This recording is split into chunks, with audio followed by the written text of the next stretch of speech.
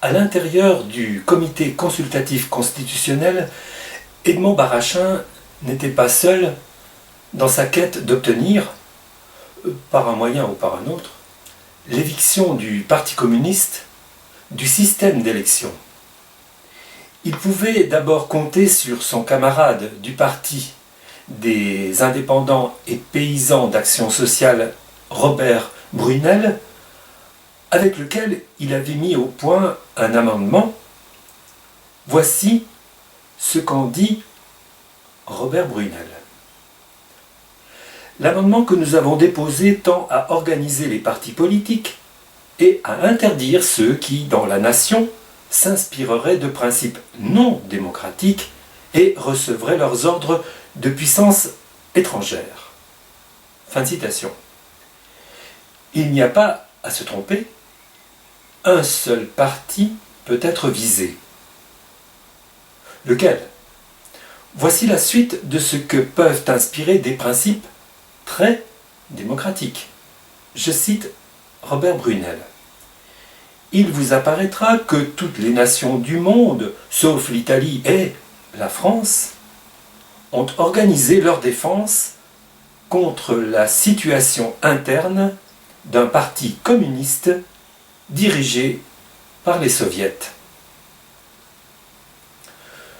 Mieux encore, affirme le député Brunel, il vous apparaîtra que si nous sommes ici aujourd'hui,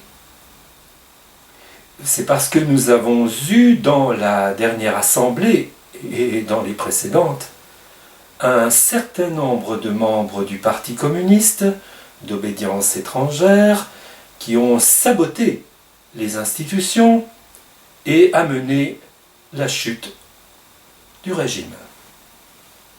Rien que cela. Donc, d'obédience étrangère, sans doute, toutes celles et ceux qui avaient élu ces personnages-là.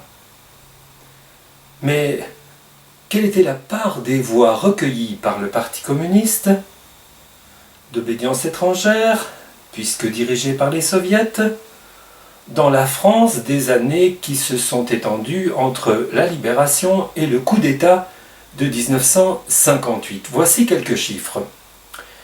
Il y a eu 4 élections générales durant cette époque-là.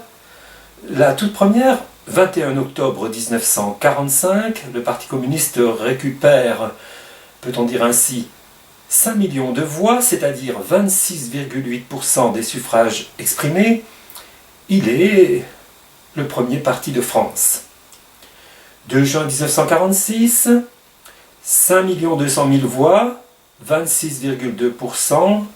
Le Parti communiste est toujours le premier parti de France. 17 juin 1951, 5 50 000 voix, 26,5% des voix.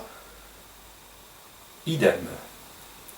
Le 2 janvier 1956, enfin, les dernières élections avant cette affaire de 1958, le Parti communiste reçoit 5 530 000 voix, 25,7% des voix, toujours le premier parti de France. Et comme on peut le remarquer à cet endroit, ce parti reçoit toujours plus d'un quart des voix.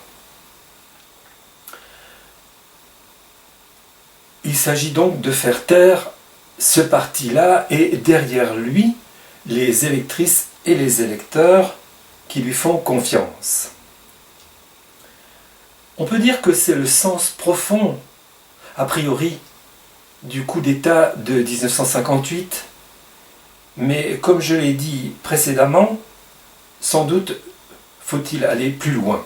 Je laisse cependant le député Brunel poursuivre son raisonnement très démocratique.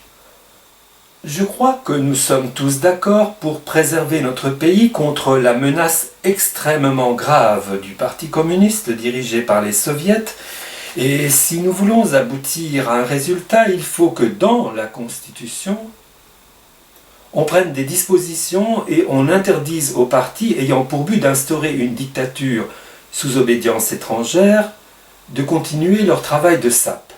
Fin de citation. Or, c'est le même homme qui, comme nous l'avons vu, pleurait quelques minutes plus tôt, dans cette même séance du 1er août 1958 du Comité consultatif constitutionnel, sur le sort réservé par Charles de Gaulle à ces messieurs contraints